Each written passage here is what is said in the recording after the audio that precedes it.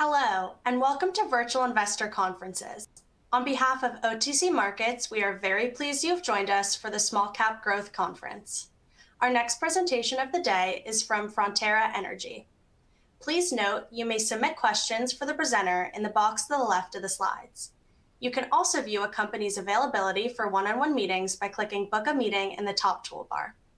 At this point, I am very pleased to welcome Orlando Cabrales, Chief Executive Officer of Frontera Energy, which trades on the OTCQX Best Market under the symbol FECCF and on TSX under the symbol FEC. Welcome, Orlando. Thank you, Andrea, and thank you everyone for joining today's presentation. I'm very excited to be here today to introduce Frontera Energy. As some of you may be aware, Frontera recently began trading on the OTCQX Best Market, enhancing the company's access to broader U.S. investor base, including the U.S. retail market, offering shareholders improved liquidity and supporting long-term value creation. OTC market activity has represented around 30% of Frontera's total share trading over the past 5 years, highlighting the relevance of the U.S. market to Frontera's investor community. Access to this highest tier of the U.S. OTC markets further strengthens Frontera's ability to reach a broader investor base and enhance long-term value creation. Next slide, please. For those of you who are less familiar with Frontera, we are a Canadian public company involved in the exploration, development, production, transportation, storage, and sale of oil and natural gas in South America, including strategic investments in both upstream and midstream facilities. We are committed to conducting business safely and in a socially and environmentally responsible manner. Frontera is focused on maximizing and realizing value through our core businesses, including Colombian upstream onshore, and the standalone and growing Colombian infrastructure business. Let's take a closer look at each of our businesses. Our Colombian upstream business has produced approximately 39,200 barrels of oil per day year to date and generated approximately $239 million in EBITDA in the same period. As of December 2024, we had 2P reserves of 147 million BOE, consisting of 69% heavy oil, 19% light and medium oil, 9% conventional natural gas, and 3% natural gas liquids. This figure excludes Ecuador, since we recently announced its divestment and the closing of this transaction is currently subject of the satisfaction of closing conditions. Our infrastructure business includes our 35% equity interest in ODL, which is a 260-kilometer pipeline which connects Colombia's largest oil-producing fields in the Llanos region with the Ocensa pipeline, and our 99.97% interest in Puerto Bahía, a maritime terminal strategically located in the Bay of Cartagena. In the next slide, we will take a look at some of our high-level financial metrics.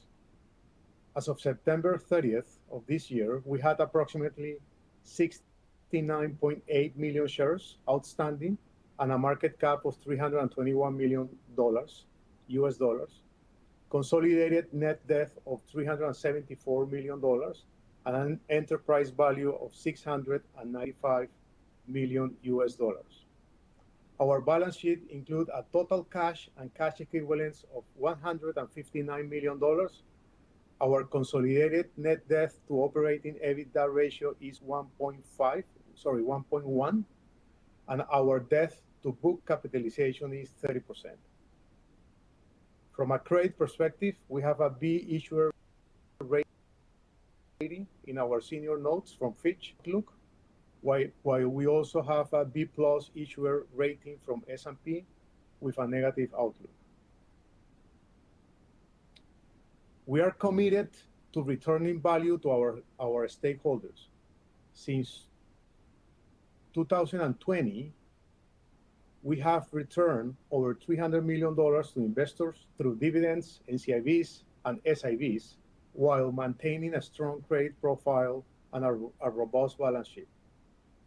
We have also reduced our total shares outstanding by over 27 million shares over that same period of time.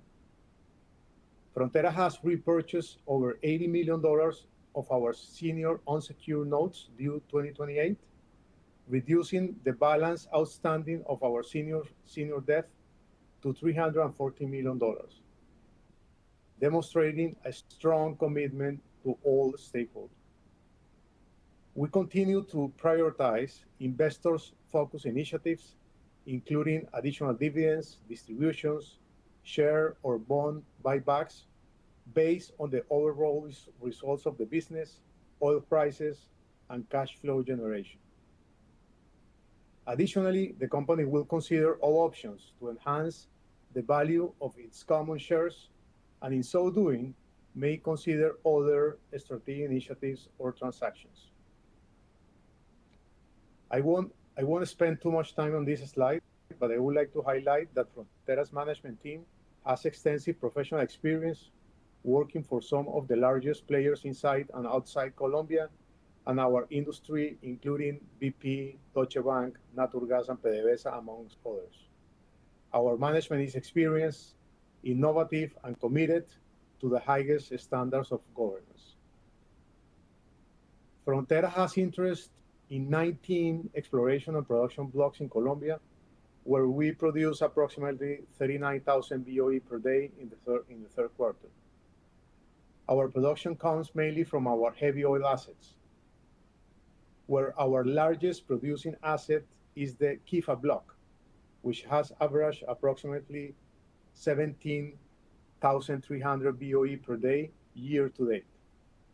Quifa has been the cornerstone of our production and cash flow generation for years, and we continue to find new opportunities to extract value and drive down costs, including the implementation of our Sahara project, our reverse osmosis water treatment facility, through which we expect to handle up to 250,000 barrels of water per day for the block.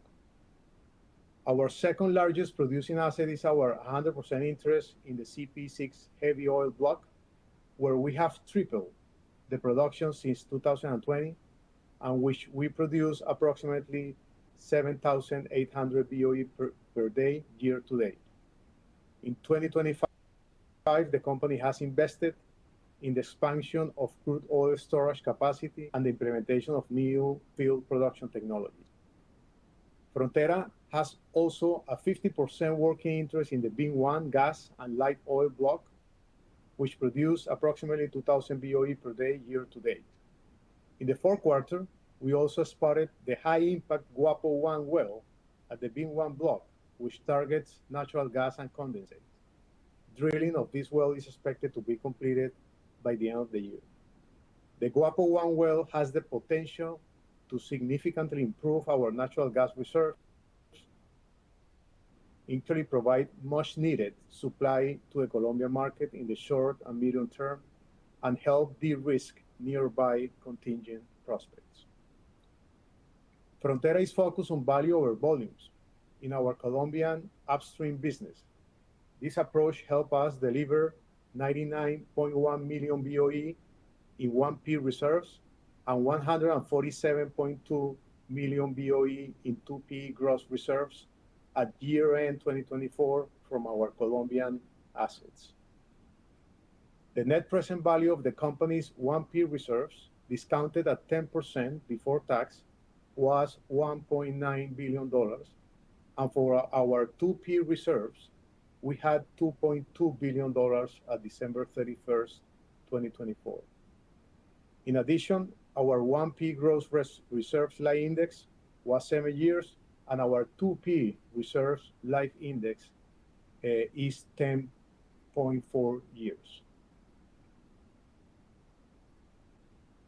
One of Frontera's biggest business advantages is its attractive lower cost asset base, which generates robust cash flows.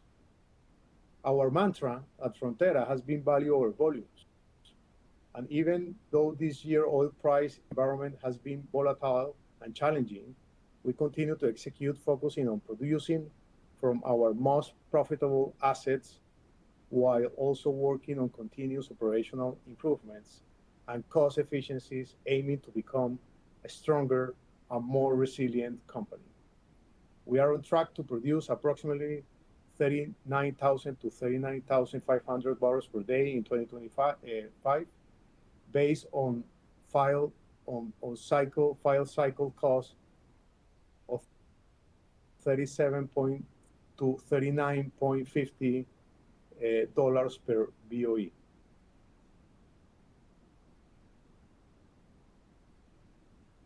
As part of our risk management strategy, we use derivative instruments to manage our exposure to oil price and foreign exchange volatility. On the oil side, our strategy aims to protect between 40 and 60% of our estimated net after royalties production, using a combination of instruments, cap and non-cap, to protect the revenue generation and cash position of the company while maximizing the upside. This allows us to take a more dynamic approach to the management of our hedging portfolio. We have entered into structured hedges successfully, securing up to 40% hedging ratio until June 2026, with sailings between 63 and 65 Brent, protecting against a drop in oil prices down to $55. We also cover 20% of our peso exposure until the end of 2025, with floors at over the 4,200 pesos level. These hedges provide us with cash flow visibility and help mitigate impacts from future fluctuations while supporting delivery of business targets. As I mentioned in my introductory remarks, our infrastructure business includes our 35% equity interest in ODL pipeline and our 99.97% interest in Puerto Bahía. The business combines an attractive growth profile and is backed by a steady dividend stream from our investment in ODL, which has received over $147 million in dividends and capital distributions since 2023. I will discuss these assets further in the next few slides. Strategically located in the Bay of Cartagena, Colombia, Puerto Bahía includes both liquid and dry cargo terminals, enhancing its strategic importance. Puerto Bahía's liquids terminal exports and imports vital crude oil and refined products from Frontera and other international crude oil shippers. Recently, Puerto Bahía completed construction of a pipeline connection with Ecopetrol's Cartagena refinery. The connection is expected to transport crude oil and other hydrocarbons between Puerto Bahía's port facility and the Cartagena refinery. You may have also heard that Puerto Bahía, together with its partner Gasco, is fast-tracking the initial phase of an LPG project, which is expected to be operational in the first half of 2026, helping address supply constraints in Colombia's domestic LPG market. The LPG project is expected to generate between $10 and $15 million in yearly project EBITDA once it reaches its target capacity. In addition, Puerto Bahía's dry terminal is the largest hub for roll-on, roll-off cargo in the Caribbean coast of Colombia. The port has significant expertise in break bulk and project cargo and has seen a strong growth in its container business in 2025, which saw a strong growth in containers volumes that exceeded 3,600 20-foot equivalent units in October.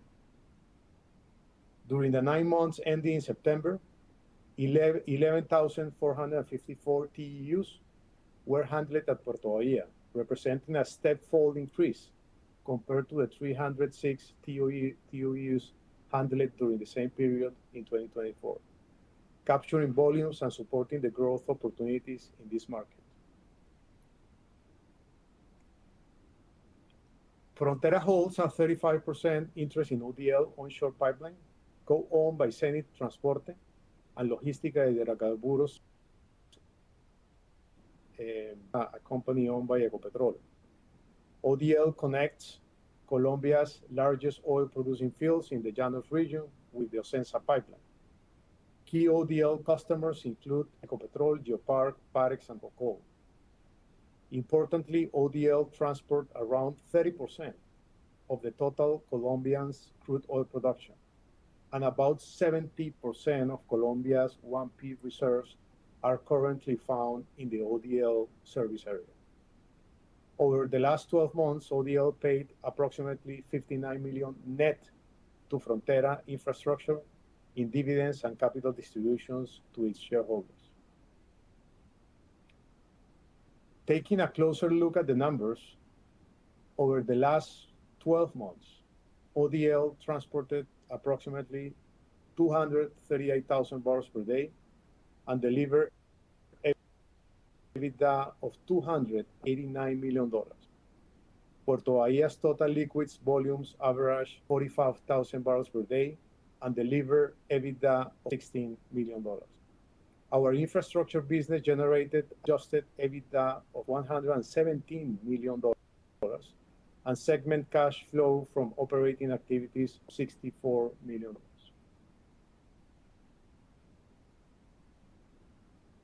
As part of Frontera's commitment to unlock shareholder value and enable future consolidation opportunities, we recently announced a plan to spin off our Colombian infrastructure business, creating two focused independent companies: Frontera E&P, a pure-play oil and gas exploration and production company. Over the last 12 months, Frontera E&P generated a standalone operating EBITDA of $336 million, with approximately $220 million in net debt.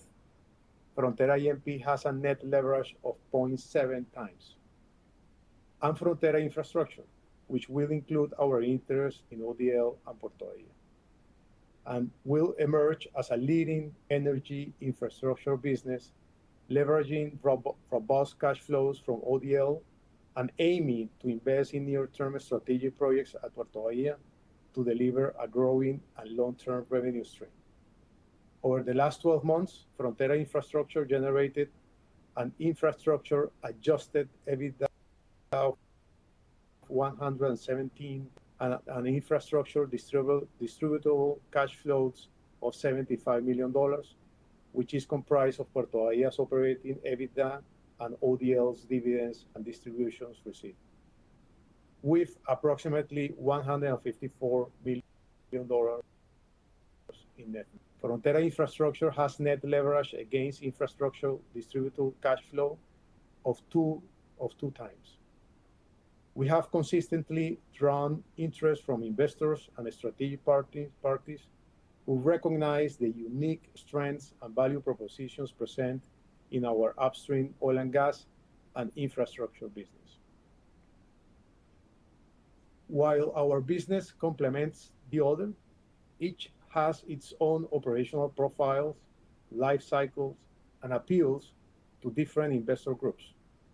The separation will allow Frontera's distinct businesses to explore independent organic and inorganic opportunities and deliver superior return for shareholders.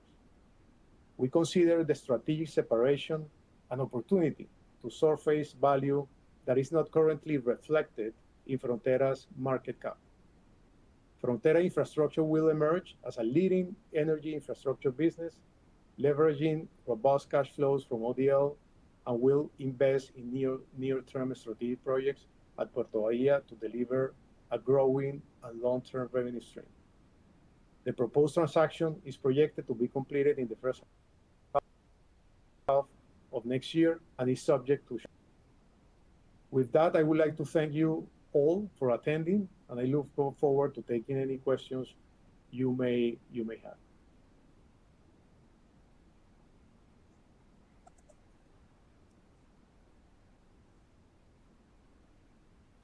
Hi, Orlando. I'm going to join you here for the Q&A. So we have... Rene Burgos is our CFO. So welcome, Rene. Thank you, Orlando. Okay, I think you've already answered these questions, but I'm going to go ahead and read them. And there's two questions together. So one of them asks, how does Puerto Bahía fit into Frontera's long-term strategy, and what are the plans to monetize? And the second question, and again, they're both together, how does the planned spin-off of the Colombian infrastructure business unlock shareholder value, and what is the expected timeline for completion? I think it's worthwhile, Orlando, to perhaps for you to kind of share again what you just highlighted about our view of Frontera infrastructure and servicing that value. Yes, as Rene said, well, I think I answered those questions in my presentation, but I mean, certainly we are convinced that the value of our infrastructure business is not reflected in the market cap of the company. It has a significant value which is not reflected there. So that is why we are doing that separation. In addition to that, the profile of investors for E&P is different to an infrastructure investor base. So I think by doing the separation, we will addressing that distinction between the two type of investors. The timing wise, we are planning to launch and end the process in the first half of next year. So that is the plan. I don't know if I missed something there, Rene, from the question. No, I think that answered that. And we have another question, Orlando, that touches on what is the timeline for the LPG project at Puerto Bahía?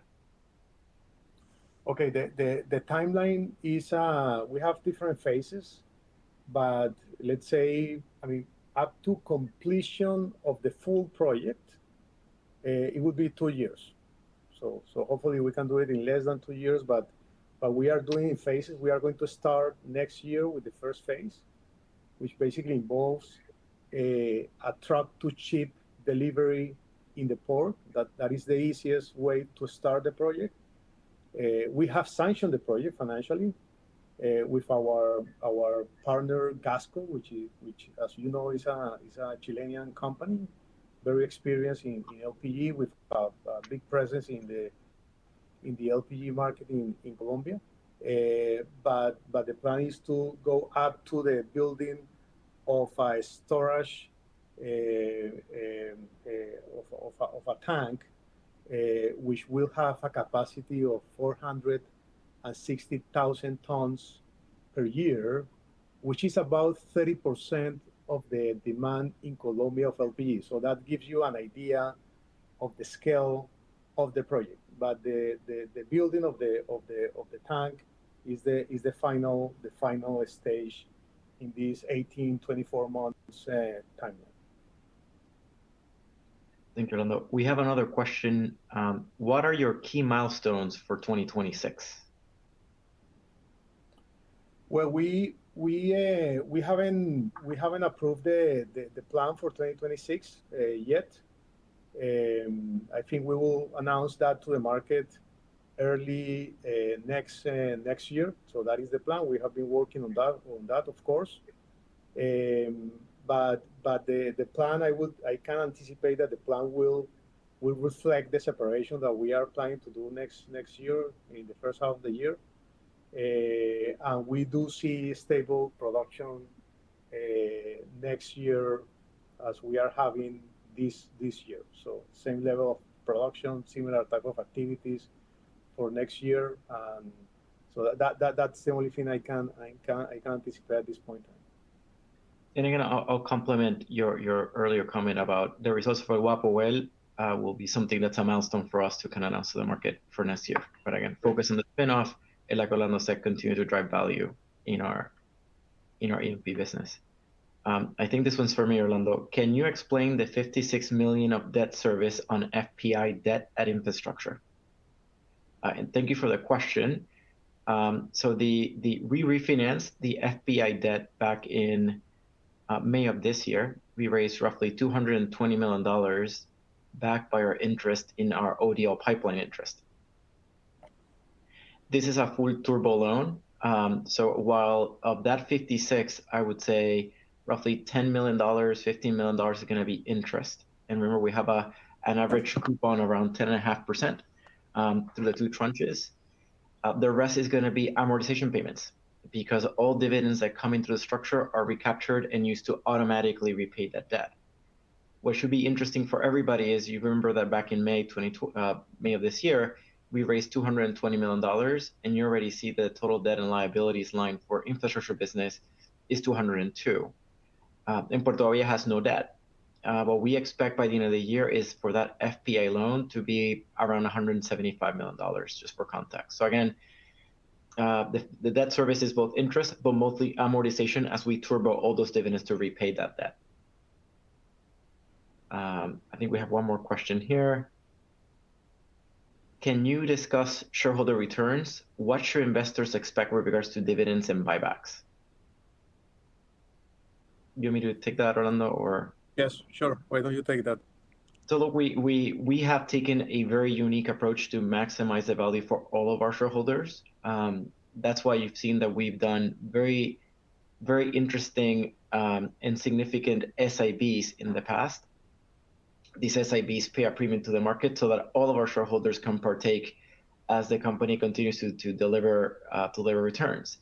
What is important to note is our returns are completely tied to the cash generation of this business. As we plan, we provide our investors with our free cash flow forecast. And based on those forecasts, we are able to then effectively provide a line of sight as to how distributions are going to be repaid. By doing it with SIBs, we effectively are able to control the timing better, and basically the narrative to investors as we do these returns of capital in a very kind of also efficient manner to prevent any leakage for all of our investors. But that would be the way that I would kind of just answer that. And of course, our cash flow generation in our business totally depends on the current market environment, oil prices, and others. So of course, we need to kind of keep those top of mind. We have, I think, one more question here. How material could gas become in your production mix and margin structure with successful exploration? I would say that, as I mentioned, in our Bean 1 block, which is a 50% partnership with Parex in the lower Magdalena Valley in Colombia, which is, as you know, maybe you may know this, a gas-prone basin in the country. We are planning to start selling, gas to the we have been selling gas to the market at lower volumes, but we are planning to in a year time, more or less, we are planning to increase that sales volumes to the market, to the gas market. As you may know, the gas market is very tight right now in Colombia. Prices are going up, and there is a window of opportunity, a clear window of opportunity for the gas market in Colombia to be there as a producer. In addition to that, as René said, and as I mentioned in my remarks, we are drilling this exploration well, which we call Guapo 1, which has a significant upside. So potentially we may increase those volumes to the market next year. So there is an opportunity there, and we need to find our place in that new gas market in Colombia. Excellent. Thank you, Orlando. And I think with that, we have no more questions. Orlando, any closing remarks? No, thank you for taking the time to talk to us, and we are very, very excited to be here. Well, thank you. And thank you to the OTC team. Have a great day. Thank you. Bye.